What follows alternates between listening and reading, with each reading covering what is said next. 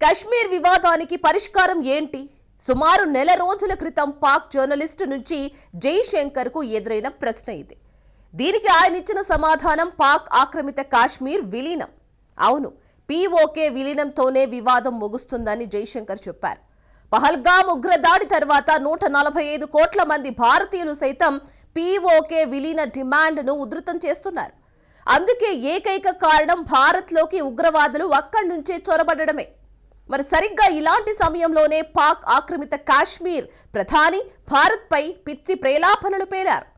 తమది nuclear power country అని, ఢిల్లీ నుంచి కాశ్మీర్ వ్యాలీ వరకు విధ్వంసం సృష్టిస్తామని బెదిరింపులకు దిగాడు. ఫలితంగా పహల్గామ్ ఉగ్రదాడికి ప్రతీకారం పీఓకే నుంచే మొదలవ్వాలన్న డిమాండ్లు ఊపందుకున్నాయి. మరి ఇందుకు పీఓకే పీఎం అన్వరుల్ హక్ ఏ ధైర్యంతో భారత్పై బెదిరింపులకు దిగుతున్నాడు? పీఓకే విషయంలో భారత్ యాక్షన్ ఎలా ఉండబోతోంది? Let's watch.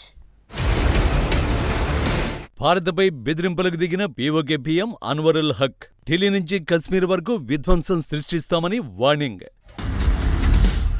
ఉగ్రదేశంపై ప్రతీకారం పీఓకే నుంచే మొదలు కాబోతోందా?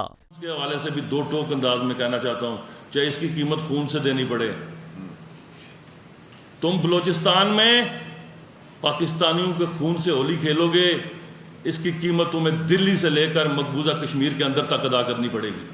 और जो हिस्सा इसमें कश्मीरी मुजाहिदीन का है, इंशाअल्लाह ताला वो पहले भी अदा करते रहे और आप पूरी कुव्वत और पूरी जुर्रत से अदा करेंगे. तुमसे जो होता है कर लो.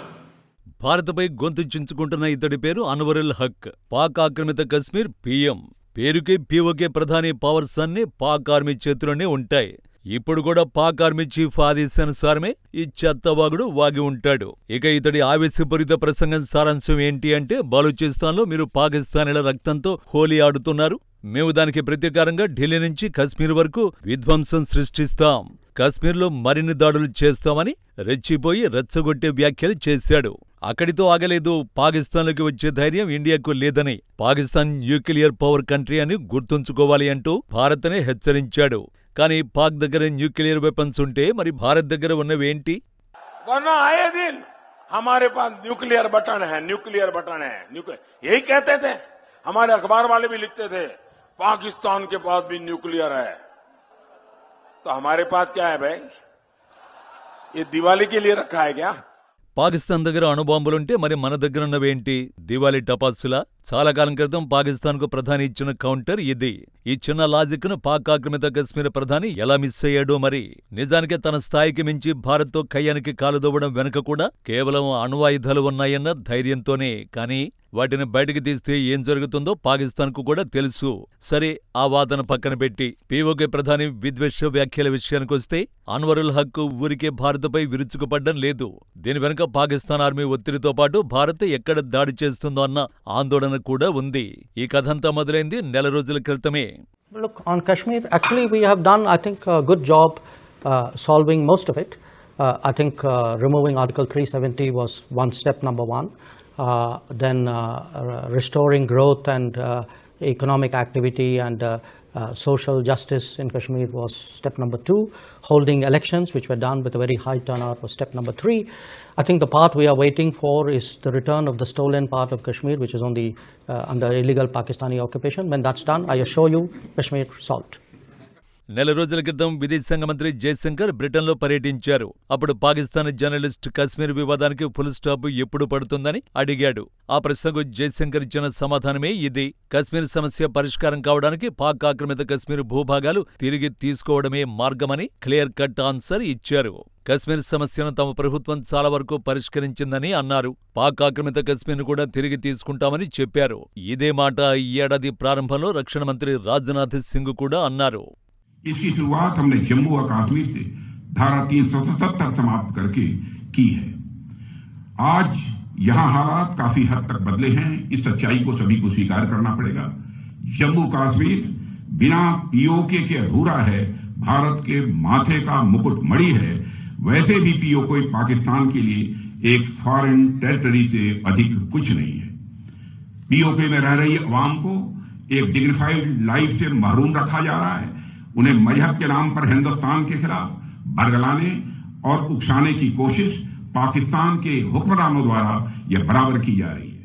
ఒకవైపు మంత్రుల వరుస ప్రకటనలు, మరోవైపు ఉగ్రదాడితో వేగంగా మారిపోతున్న పరిణామాలు, ఇంకోవైపు పాకిస్తాన్ ప్రభుత్వం సైన్యం నుంచి ఒత్తిళ్లు. బయట ప్రపంచానికి పెద్దగా కనిపించని పీఓకే ప్రధాని కారుకోతల వెనుక ఉన్న రహస్యాలు ఇవే. నిజానికి పాక్ ఆక్రమిత కశ్మీర్ అనేది భారత్కు పెద్ద తలనొప్పిగా ఉంది. భారత్లో జరిగే ఉగ్రవాద దాడులు, చొరబాట్లు, దాడులకు కారణం పీఓకేనే.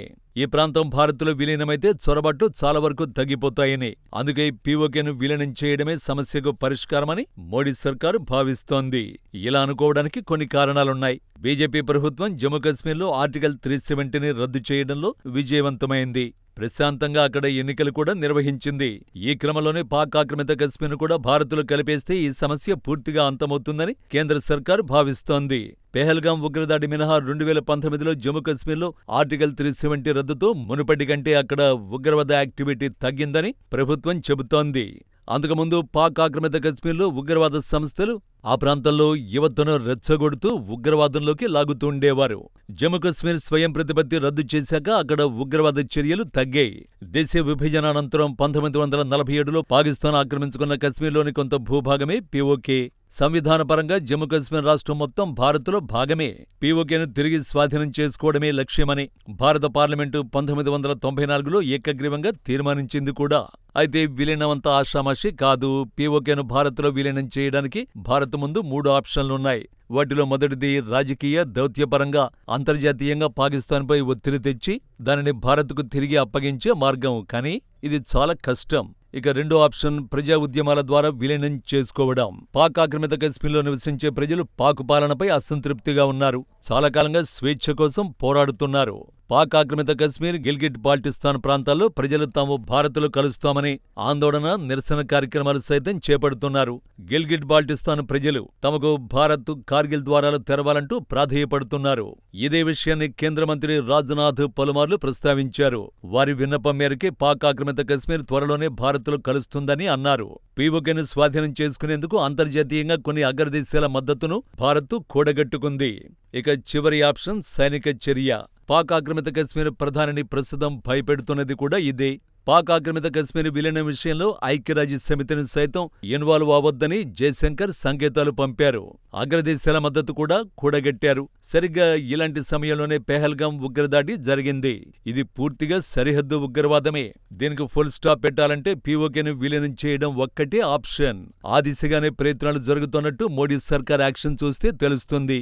రాష్ట్రపతి ద్రౌపది ముర్ముతో సమావేశం, G20 దేశాల ప్రతినిధులతో చర్చలు, Indian army chief Dwivedi Srinagar పర్యటన. ఇలా ఒకటేంటి భారత ప్రతి అడుగు పీఓకే విలీనం దిశగానే కనిపిస్తోంది. ఈ చర్యల్ని చూసిన తర్వాత పీఓకే పీఎంగా చెప్పుకునే అన్వరుల్ హక్ మన దేశంపై బెదిరింపులకు దిగుతున్నాడు. ఎందుకంటే అతడికి పిక్చర్ చాలా క్లియర్గా కనిపిస్తోంది కాబట్టి.